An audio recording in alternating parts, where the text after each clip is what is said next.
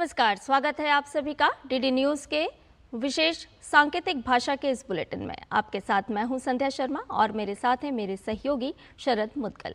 आइए बुलेटिन की शुरुआत करते हैं हेडलाइंस के साथ। एनडीए ने तेज की नई सरकार के गठन की कवायद। घटक दलों ने सर्वसम्मति से नरेंद्र मोदी को चुना अपना नेता। अब कल होगी एनडीए की अगली बैठक। दिल्ली में जुटेंगे सभी सांसद।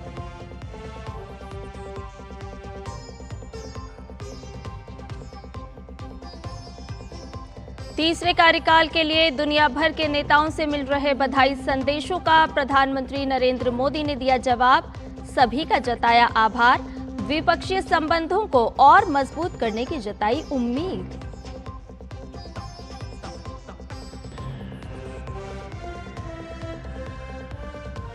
बहुमत से बहुत दूर विपक्षी गठबंधन ने फिलहाल सरकार बनाने की कोशिशों पर लगाया विराम।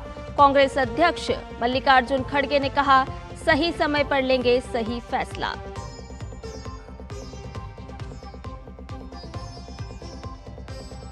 बेंगलुरु में आज खत्म हो रही है यौन शोषण के आरोपी प्रज्वल रेवन्ना की एसआईटी हिरासत। रेवन्ना पर गंभीर धाराओं के तहत 3 मुकदमे दर्ज।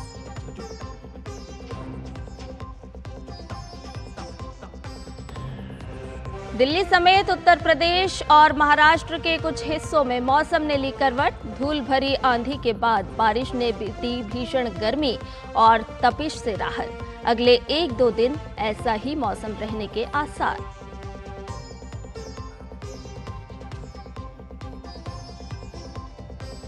और आईसीसी T20 क्रिकेट विश्व कप में भारत ने जीत के साथ किया आगाज। पहले मुकाबले में आयरलैंड को 8 विकेट से हराया। रोहित शर्मा की तूफानी पारी। अब 9 जून को होगा पाकिस्तान से सामना।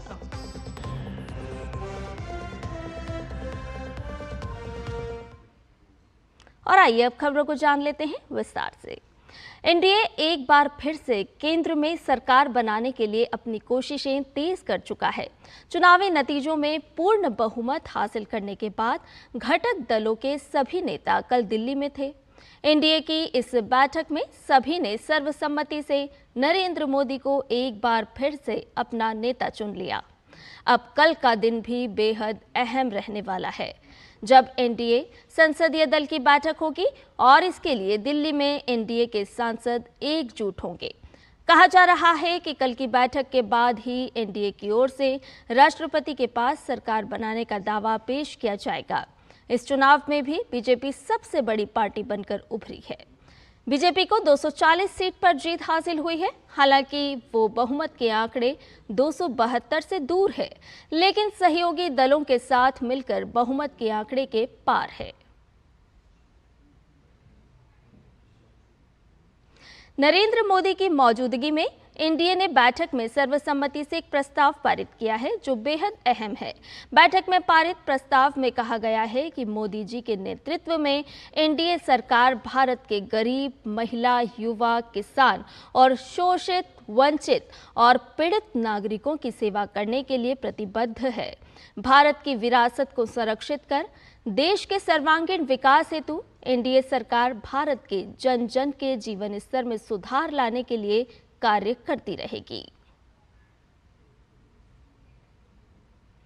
एक तरफ एनडीए तीसरी बार सरकार बनाने की तैयारी में है, तो दूसरी तरफ विपक्षी गठबंधन की ओर से कुछ नेताओं के दावे हवा हवाई हो गए। बहुमत से बहुत दूर विपक्षी दलों के इस गठजोड़ ने चुनावी नतीजों के बाद पहली बैठक बुलाई। कांग्रेस अध्यक्ष मल्लिकार्जुन खड़गे के घर हुई बैठक में घटक दलों के बीच राजनीतिक स्थिति पर चर्चा हुई। कई सुझाव भी मिले, लेकिन फिर इस नतीजे पर पहुंचे कि गठबंधन बीजेपी के खिलाफ अपनी लड़ाई जारी रखेगा और लोगों की आकांक्षा पूरी करने के लिए सही समय पर उचित कदम उठाया जाएगा।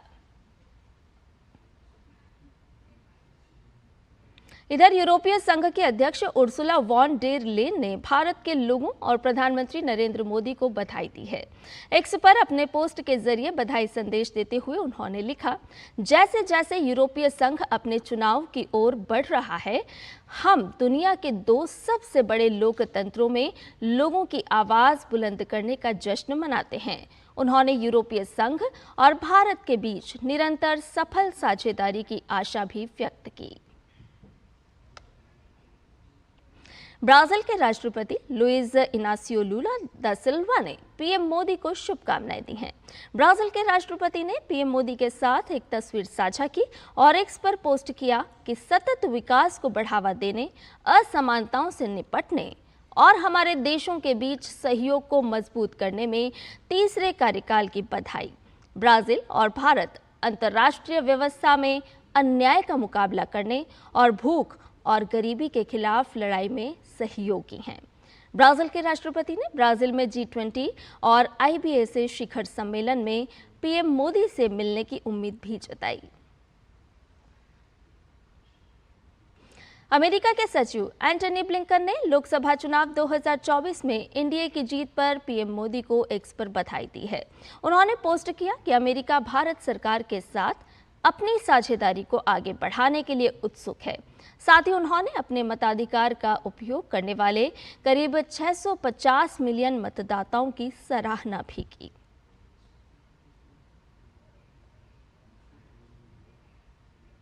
ब्रिटेन के विदेश सचिव और पूर्व प्रधानमंत्री डेविड कैमरून ने पीएम मोदी को बधाई देते हुए एक्स पर पोस्ट किया कि दुनिया के सबसे बड़े चुनाव में आपकी जीत पर बधाई।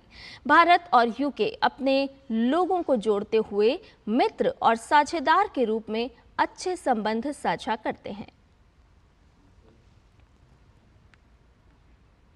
और इधर कर्नाटक सेक्स स्कैंडल के मुख्य आरोपी प्रज्वल रेवन्ना की एसआईटी कस्टडी आज खत्म हो रही है।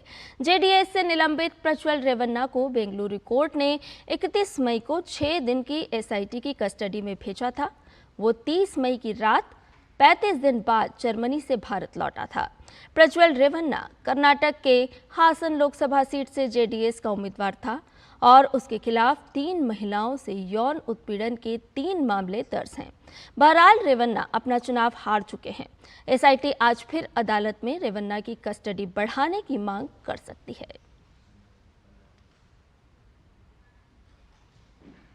और बात मौसम की करें तो दिल्ली समेत उत्तर प्रदेश और महाराष्ट्र के कुछ हिस्सों में कल मौसम ने करवट ली। दिल्ली और गाजियाबाद में लगातार गर्मी से जूझ रहे लोगों को कल थोड़ी राहत मिली। देर रात तेज हवाओं के साथ झमाझम बारिश हुई।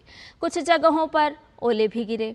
हालांकि बारिश और तेज आंधी के बाद कई इलाकों में पावर सप्लाई भी कट कर दी गई।